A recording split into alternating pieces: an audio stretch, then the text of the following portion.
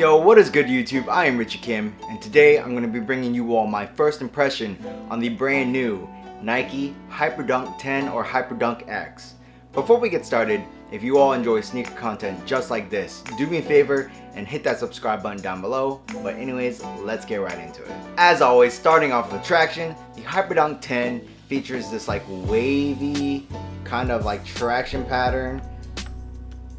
Even Nike states that this is like a wave traction pattern, and personally I think that the traction pattern is probably going to be really good. It feels good on my floors. I actually haven't played in these yet, so I can't really say for sure how they're going to feel, but just from like trying it on inside of my house, it feels pretty nice.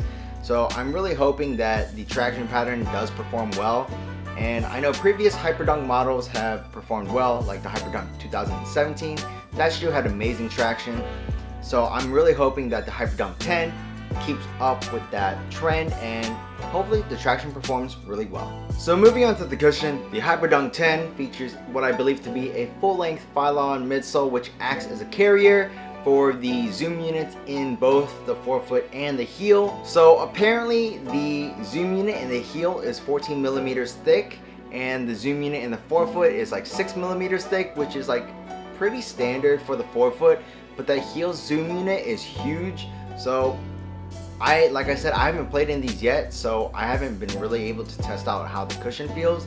But with a 14 millimeter heel zoom unit, I feel like the cushion setup in the shoe is actually going to be really nice, especially after the midsole breaks in. Really can't go wrong with Zoom as long as you can feel it a little bit. Zoom is like my all-time favorite cushion setup. Full-length Zoom is like the best, so I'm really hoping that the cushion in the shoe performs nicely. So moving on to the materials, the majority of the shoe is made up of like this textile upper, and it feels kind of similar to the Hyperdunk 2017, but not exactly the same. Overall, I would say it's pretty nice, pretty standard in my opinion for like the Hyperdunk line.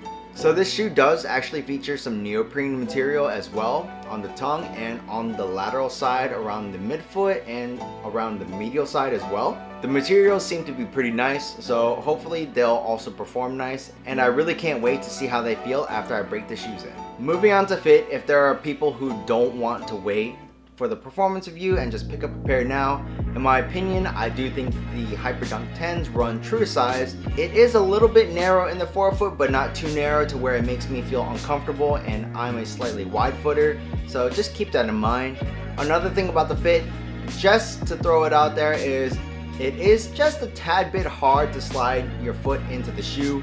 They say that they made this a 3/4 booty for ease of access into the shoe, but in my opinion it's still a little bit hard, and it's just a little bit annoying, but I'm sure I'll get used to it as I just play in the shoe more and more. But that's just something I thought you all should know. So moving on to the support, I really can't say too much about the support as of now because I have not even played in these once, but it feels like the support is going to be really nice. There's a big heel counter on the shoe, so I feel like heel slippage not going to be an issue.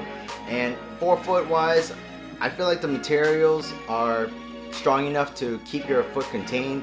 And also right here on the lateral side, this little piece right here with the Nike logo on it is there for like containment as well as aesthetics, I'm pretty sure. And then even to add a little bit more support, there is a pretty decent sized lateral outrigger on the outsole. I'm really excited to play in these. Like I said, I haven't played in them yet, but I'm actually going to go and play in these right now. I'm really hoping that these shoes live up to the Hyperdunk line. I know the Hyperdunk 2017 was a really great performer. I enjoyed playing in it a lot, but it didn't have zoom, it had react, and the react in that shoe, you really couldn't feel too much, which was a huge letdown, but it still didn't really hinder the performance of the shoe. These feature zoom, and in the heel and forefoot, I'm really excited about that. So hopefully these will be a great performer. Stay tuned for the performance review. It'll be coming out in the next couple of weeks. If you all could do me a favor, hit that bell down below so you get notified when I do upload that video. If you guys haven't already, please subscribe to my channel and also smash that like button for this video, as it really does help me out. Also, check out this video on my left and on my right, and that's pretty much it. Until next time, peace.